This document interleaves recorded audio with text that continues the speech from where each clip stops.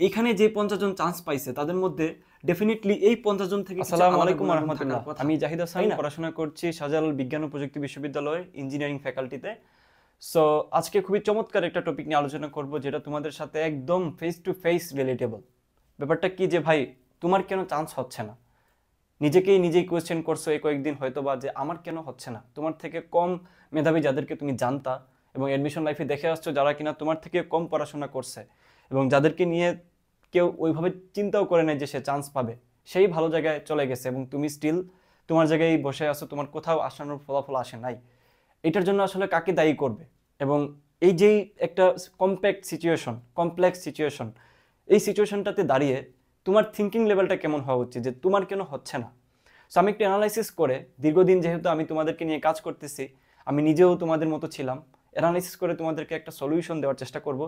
হ্যাঁ, so let's begin. দেখো, মনে করো যে সে ফর এক্সাম্পল এই জায়গাটাতে 100 জন স্টুডেন্ট আছে এবং একটা বিশ্ববিদ্যালয় বা কোনো একটা জায়গায় ভর্তি পরীক্ষা দিতে চাচ্ছে, কম্পিটিটিভ পরীক্ষা, যেখানে সিট আছে মাত্র 50টা। তার মানে বাকি 50 জন চান্স পাবে না, 50 জন তারা নিবে। এখন কথা হচ্ছে এই যে 100 জন, এই 100 জনকে মনে করো যে সেমভাবে ট্রেন করা হয়েছে, সেম গাইডলাইন, সব কিছু সেমভাবেই তাদেরকে ট্রেন করা হয়েছে, সেমভাবে পড়ছে, সেম সময় ধরে পড়ছে, প্রিপারেশন পদ্ধতি মনে করে যে একদম সেম টু সেম।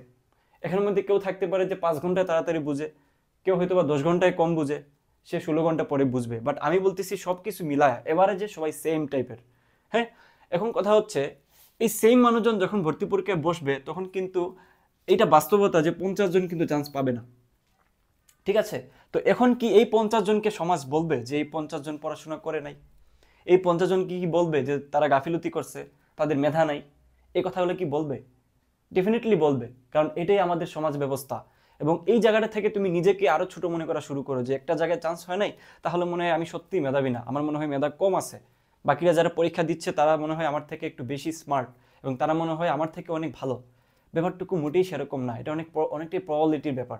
প্রবাবিলিটি কি বলে যে তুমি যতই ভালো করো, যেহেতু নিবে তারা 50 জন, তুমি অটোমেটিক্যালি বাদ বাদ পড়ে যাবা 50 জন থেকে। এই 50 জন কোন 50 জন, এইটা যদি কোয়েশ্চেন আসে, তখন আসে তোমার কোয়েশ্চেন যে তুমি এই এডমিশন জার্নিতে যাদেরকে মনে করছে যে তোমার থেকে লেস কি বলা যায় মেধাবী, যদিও মেধা শব্দটা নিয়ে অনেক বিতর্ক আছে, বাট আমরা যদি সমাজ ব্যবস্থার কথা চিন্তা করে বলি যে তোমার থেকে লেস মেধাবী সেই চান্স পাইছে, তুমি পাও নাই কেন? হোয়াই? রিজনটা কি? এই হোয়াই এর উত্তর দিতে যে আমি বলবো, খেয়াল করো, এখানে যে 50 জন চান্স পাইছে তাদের মধ্যে ডেফিনেটলি এই 50 জন থেকে কিছু আলাদা গুণাগুণ থাকার কথা, তাই না? কিছু আলাদা গুণাগুণ থাকার কথাই। সেই গুণাগুণ এইটা নয় যে সে পড়াশোনা করে নাই কিংবা সে হার্ডওয়ার্কিং করে নাই, ব্যাপারটা মোটেই সেরকম না। এটা হচ্ছে আলাদা একটা ব্যাপার। কি ব্যাপার? দেখো, এদের মধ্যে কিছু ব্যাপার ডেফিনেটলি তুমি আলাদা পাবাই পাবা, এটা 100% শিওর। কি কি? মিলায় নাও। প্রথম হচ্ছে কনফিডেন্ট। এই 50 জনের মধ্যে এই এই যারা চান্স পায়নি তাদের থেকে ডেফিনেটলি কনফিডেন্ট বেশি থাকারই কথা, তাই না? কনফিডেন্ট বেশি থাকছে বিদায়ী তো তারা চান্স পাইছে। এখানে আছে যে অনেক ভালো পড়াশোনা করছে। এই যারা চান্স পায় নাই এবং যারা চান্স পাইছে, এমন অনেককেই পাবা যারা চান্স পাইছে তাদের থেকেও বেশি পড়াশোনা করছে এবং তাদের থেকেও বেশি পড়াশোনা জানে, তাদের থেকেও বেশি প্রবলেম সলভিং বলো, তারপর হার্ডওয়ার্কিং বলো, সব দিক দিয়ে এগিয়ে, তাও চান্স হয় নাই। এখানের মধ্যে কিছু ফ্যাক্টর কাজ করে। আমরা বিশ্ববিদ্যালয়ে দেখি যে কিছু স্টুডেন্ট থাকে যারা আসলে অনেক ভালো, অনেক ভালো মানে হচ্ছে কম সময় পড়লেই হয়ে যাচ্ছে, কিন্তু তারপরে রেজাল্ট ভালো হচ্ছে না। কেন? ভালো স্টুডেন্ট আর রেজাল্ট ভালো করা দুইটা কিন্তু দুই জিনিস, মাথায় রাখবা। তো তাদের কনফিডেন্ট বেশি, এটা ধরে নাও। সেকেন্ড যেটা, সেটা হলো হাল ধরবে যারা, এর মানে হচ্ছে শেষ পর্যন্ত টিকে থাকা। এখানের মধ্যে হয়তো বা সমানভাবে সবাই পড়াশোনা করছে, কিন্তু শেষ মুহূর্তে এসে যারা ধৈর্য ধরে, হালটা ধরে থাকতে পারে, কোনো কিছুই যাদেরকে ধামায় রাখতে পারে না যে আচ্ছা আমি কেন চান্স পাবো না, বা আমার মনে হয় চান্স হবে না, আমার মনে হয় এই জায়গাটাতে প্রবলেম আছে, এত স্টুডেন্টদের মধ্যে আমি হয়তো বা টিকবো না, আমার মনে হয় এই লেকিংসটা কাজে পরীক্ষার হলে যা আমি এই লেকিংসটার জন্য আমার চান্স মিস হয়ে যাবে, এই ধরনের নানান ধরনের ওভার থিঙ্কিং তার মধ্যে চলতে থাকে। দ্যাট ইজ কল হাল। তার ছেড়ে দেয়, তার শেষ পর্যন্ত ভাবে যে আচ্ছা পরীক্ষাটা দিয়ে দেই, দেখি না কি হয়।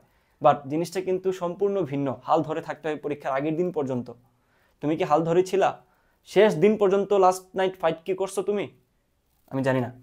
তারপর হচ্ছে ধৈর্য ধরে যারা, দেখো, ফার্স্ট অফ অল ধৈর্য ধরার ব্যাপারটুকু কি? ধৈর্য ধরা হচ্ছে এইটা না যে তুমি আসলে তাদের মতো করে পড়াশোনা করো নাই, এইটা না। ধৈর্য ধরা বলতে আসলে পরীক্ষার হলে টিচাররা কি চাচ্ছেন সেই জিনিসটাকে ইউটিলাইজ করে, সেইভাবে করে নিজেকে প্রস্তুত করা, ধৈর্য ধরে। এটাই হচ্ছে ব্যাপার। যেমন সবাই পড়াশোনা করে, কিন্তু কয়জন কোয়েশ্চেন ব্যাংক অ্যানালাইসিস করার দিকে ঝোঁক আছে? কয়জন দেখে যে টিচাররা কি টাইপের কোয়েশ্চেন করতে পছন্দ করেন? কয়জন দেখে যে আচ্ছা আমি বাসায় বসে এক্সাম দিয়ে দেখি তো পরীক্ষার মতো করে আনসার করতে পারি কিনা? কয়জন আছে এরকম? এটাই হচ্ছে আমি বলতেছি ধৈর্য ধরে ধরবে যারা। বুঝতে পারছো? তুমি কি নিজে এই কাজটা করছো কখনো? তোমার কি মনে হয় যারা চান্স পায় তারা তোমার মতো করেই পড়াশোনা করে সবকিছু একদম 100% সেম টু সেম হওয়ার পরে তারা চান্স পায়, তুমি মিস করে দাও? ব্যাপারটা এমন নয়। হয়তোবা তুমি তাদের মতো প্রপার ওয়েতে শেষ মুহূর্ত পর্যন্ত টিকে থাকো নাই। সে ফর এক্সাম্পল, মনে করো যে 100টা এমসিকিউ আসে, তাই না? 100টা এমসিকিউ হচ্ছে তোমার 60 মিনিটের বিপরীতে, তার মানে 36 সেকেন্ডের মতো পড়ে প্রত্যেকটা এমসিকিউতে। তুমি সব পড়ছো, সব ধরনের প্রিপারেশন নিছো, সেম টাইম পড়ছো, হার্ডওয়ার্কিং করছো, বাট তুমি 36 সেকেন্ডে একটা প্রবলেম সলভ করার দিকে তোমার কোনো যোগ ছিল না। 36 সেকেন্ডে একটা প্রবলেম কীভাবে হ্যান্ড ক্যালকুলেশন করে শর্টকাট ইউজ করে করতে হয় ওইটা হয়তো তুমি করো নাই, এটা তোমার লেকিংস ছিল। ডেফিনেটলি তুমি তাদের থেকে আলাদা, তারাই তোমার থেকে আগে থাকবে। যতই আমি বলি না কেন যে সমান সমান পড়াশোনা হয়েছে, সমান সমান হার্ডওয়ার্কিং হয়েছে, আমি কি বুঝতে পারছি? লাস্ট একটা পয়েন্ট দিছি, দেখো, সহজে গিভ আপ না করা। অর্থাৎ ধরো এইটা বাদ দাও, কোনো একটা ভর্তি পরীক্ষা মনে করো যে খারাপ হয়েছে তোমার, বেশিরভাগ কি করবে? গিভ আপ করে বসে থাকবে যে আমাকে দিয়ে আর হবে না, আমাকে দিয়ে আর হচ্ছে না। কিন্তু এই যে সামনে যে কৃষিগুচ্ছ এবং গুচ্ছ পরীক্ষা অপেক্ষা করতেছে, তুমি 100% শিওর থাকো এখানে টপ করবে কারা জানো? যারা আগের পরীক্ষাগুলোতে ফেল করছে, আগের যত পরীক্ষা দিচ্ছে সবগুলোতে সে একদম ফেলিওর হয়েছে, সেকেন্ড টাইমারটাই ভালো করবে। কেন? কারণ হচ্ছে যারা এই যে বললাম গিভ আপ করে না, সে অন্যান্য জায়গায় চান্স পায় নাই, কিন্তু স্টিল সে চেষ্টা করে যাচ্ছে যে আমাকে চান্স পাওয়াই লাগবে, যতক্ষণ না আমি চান্স পাবো ততক্ষণ আমি চেয়ার টেবিল থেকে উঠবই না, আমি আমার লেকিংসগুলো খুঁজে বের করবো এবং সেই অনুযায়ী কাজ করব। এটা কি করার এনার্জি বা ধৈর্য তোমার মধ্যে আছে? আমি জানি না তোমার কাছে এটা আছে কিনা। সো এই হচ্ছে পয়েন্টগুলো আমি বলার চেষ্টা করছি। সো এগুলোর মধ্যে যদি একটাও তোমার মধ্যে কম থাকে, ওইটা গ্রো আপ করার চেষ্টা করো, এটা নিয়ে কাজ করার চেষ্টা করো, তাহলেই দেখবা একদিন না একদিন তুমি তোমার গন্তব্যে পৌঁছাইতে পারবা। সময় আছে সামনে, গুচ্ছ এবং কৃষি গুচ্ছের জন্য এখন থেকেই মাঠে নেমে পড়ো, এখন থেকেই চেষ্টা করা শুরু করে দাও। ইনশাল্লাহ অ্যাডমিশন সিজন শেষে তুমিও যাতে তোমার একটা পরিচয় মানুষজনকে বলতে পারো, সেই শুভকামনাই তোমার জন্য থাকলো। আল্লাহ হাফিজ।